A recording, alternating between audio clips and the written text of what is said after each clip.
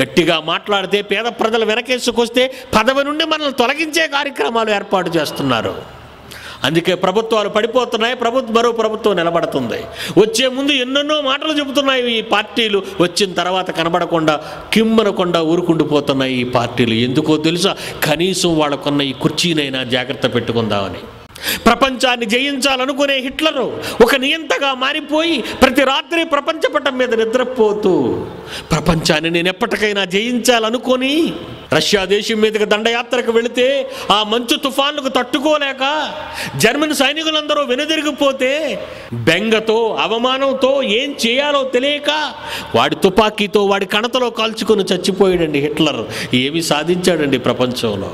Alexander చరిత్ర అంటున్నారు, ఈరోజు మీరు చదువుకున్నారు.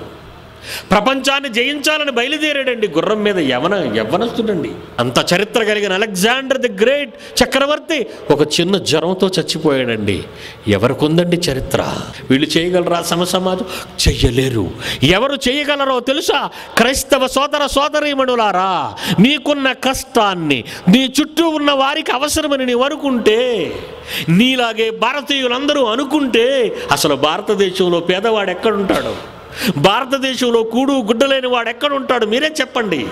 నిన్ను వలని పొరుగు వారిని ప్రేమించాలి, నీ శత్రువైన ప్రేమించి నువ్వు మార్చాలి. ఆ దేవుడే మనిషికిచ్చినది పని, ఆ దేవుడే మనిషికిచ్చినది పని. ఆ పనిని చేస్తే స్వర్గమే, అది తెలిపినది బైబిలే.